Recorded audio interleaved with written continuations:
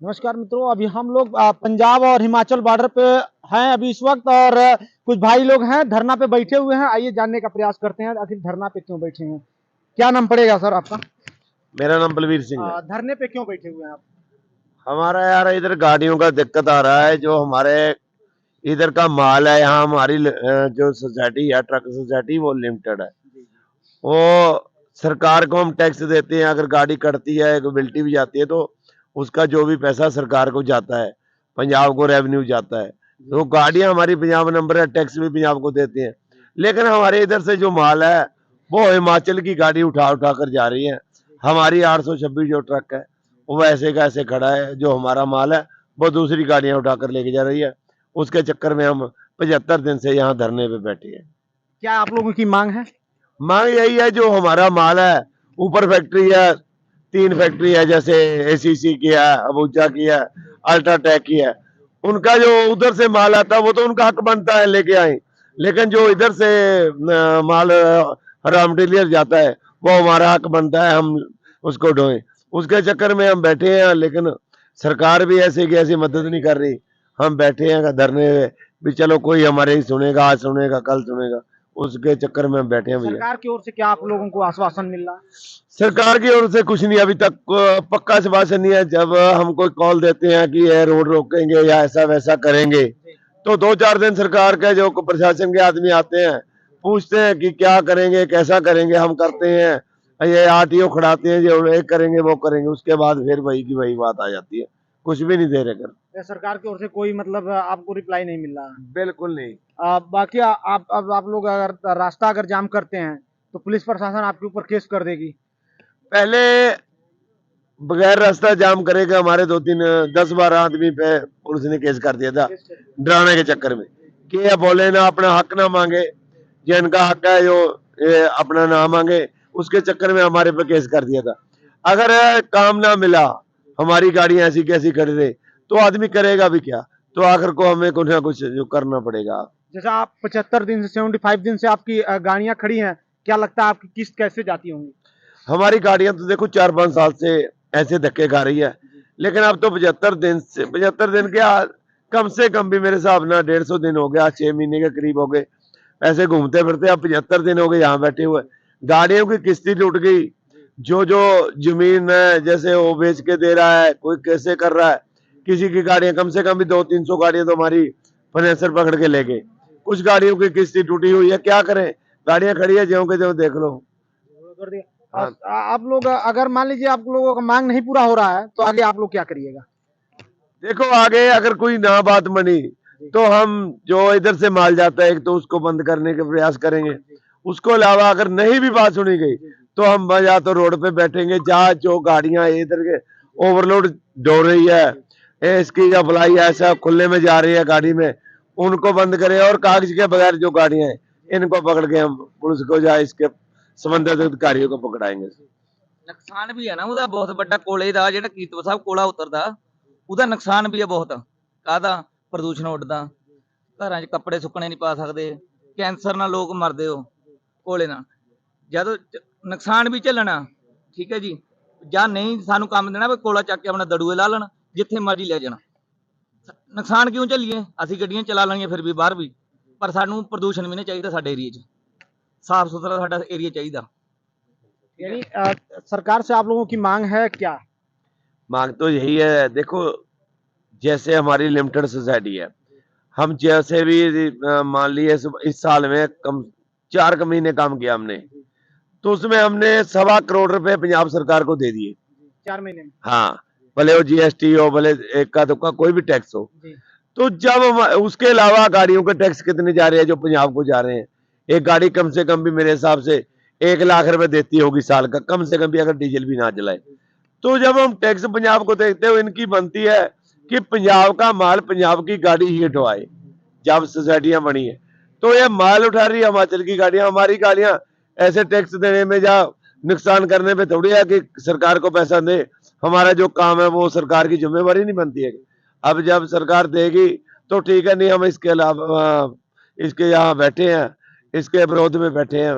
जैसे जैसे देखेंगे आगे क्या बनता है। आपने बताया कि जैसे कि हम लोग अपनी जमीन बेच के जो भी हो किस्तें आप पे कर रहे हैं, आखिर कब तक आप लोग जमीन बेच के किस्तें पे करेंगे? देखो क्या करेगा आदमी, मरता मरता अब क्या करे।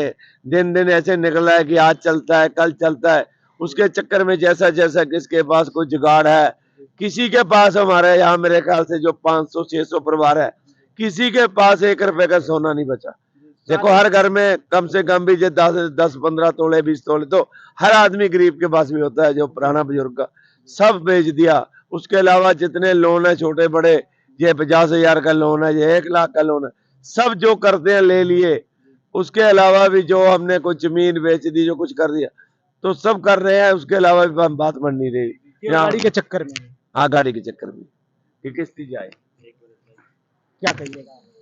ऐसी बात है कि ये जो फैक्ट्री लगी थी हमारे ना 2010 में लगी थी, ये जेपी फैक्ट्री। जी उस समय इनके साथ हमारा अनुबंध हुआ था, एग्रीमेंट हुआ था कि ये हमें माल लगातार ऊपर से देंगे।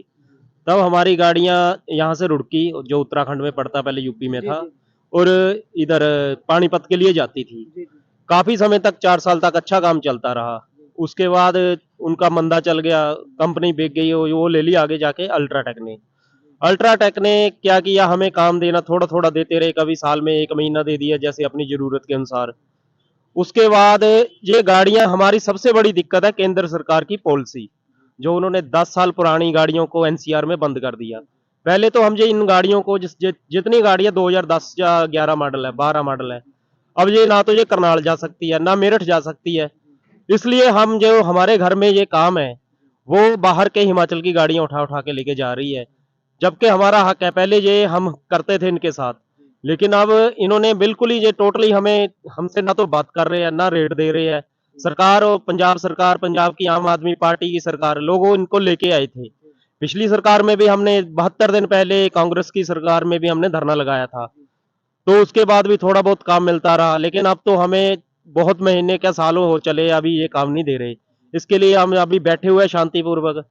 अगर हम थोड़े से रोड पे जाएंगे तो ये हमें धमकियां देते हैं कि कैसा धमकियां मिलता है आपको सरकार की तरफ से? कि आपके पर्चे कर देंगे, आप ये रोड नहीं ब्लॉक कर सकते। कि आज ये सारा इनके ऊपर आज तक एक नहीं पर्चा हुआ हुई कभी इनकी इंक्वायरी। ये यहाँ पंजाब से गाड़ियां कैसे लोड ओवरलोड लेके जा रहे हैं, खुली गाड़ी में राखी जा रही है, जिसको फ्लाई ऐश बोलते हैं। क्यों जा रही है वो, इसका किसी के पास इसका जवाब नहीं है। प्रदूषण हम ले रहे हैं, बीमारियां हम ले रहे हैं, जो हमारा सामाजिक जीवन है, जो भी हमारा लाइफस्टाइल है, वो हम खराब कर रहे हैं। यार मजे ये ले रहे हैं। या तो इसको यहाँ से बिल्कुल उठाए, यहाँ थोड़ी दूर पे ही है 6 किलोमीटर ना, वहां पे आपको कोयले का डंप मिलेंगे, वहां से हमें एक भी गाड़ी नहीं मिल रही। हिमाचल की गाड़ी की ही बिल्टी लगती है। क्या प्रशासन, कैसे अंधा प्रशासन है जी, इतना कभी नहीं हुआ जितना ये इस सरकार में हो रहा है आम आदमी पार्टी। ये भाई लोग बैठे हुए हैं, जो ये करोड़पति नहीं है, ये गरीब मजदूर ट्रांसपोर्ट मतलब कहा जाता है ना, ये अपने घर द्वार बेच के जो गाड़ियां होती हैं उनकी किस्तें पे कर रही हैं। यहाँ जो पंजाब सरकार की इतनी नाकामियां हैं, ये 75 दिन से बैठे हुए हैं। बाकी किसी देशों में नहीं देखा जाता, किसी राज्यों में नहीं देखा जाता है कि सरकार 2 से 3 दिन में उठा देती है, इन लोगों को मांगे पूरी कर देती है। ये 75 दिन से, थोड़ा सा इधर दिखा दीजिए, ये 75 दिन से लोग बैठे हुए हैं, इन लोगों को कोई मांगे नहीं है। पंजाब सरकार की बहुत बड़ी नाकामी है कि आखिर इन लोगों की गाड़ियां खड़ी है लगभग 75 दिन से। और क्या कहिएगा चाचा, 75 दिन से आपकी गाड़ियां खड़ी है? हाँ जी, 75 दिन गड्डियां हो गई जी। सानू इससे बुरा हाल है, लोग भुखे मर गए इस टाइम जी। ਜਿਹੜੀਆਂ ਬਾਹਰਲੀਆਂ ਗੱਡੀਆਂ ਜੀ ਉਹ ਸਾਡੇ ਕੀਰਤਪੁਰ ਤੋਂ ਇੱਥੇ ਪੰਜਾਬ ਦੇ ਵਿੱਚੋਂ ਫਾਇਦਾ ਉਠਾਇਆ ਕਰਦੀਆਂ। ਜੋ ਪੰਜਾਬ ਦੀ ਗਾੜੀ ਹੈ ਨੇ ਜੀ ਟੋਟਲੀ अपने अपने घर खड़ी है जी। ना गड्डियां कल के गाड़ी नहीं आपकी चलेगी तो आप लोग भूखे मर जाएंगे। बिल्कुल भूखे मर गए। भूखे सर आप लोग मरेंगे नहीं भूखे? गाड़ी नहीं चलेगी तो मरेंगे नहीं? मरेंगे ना?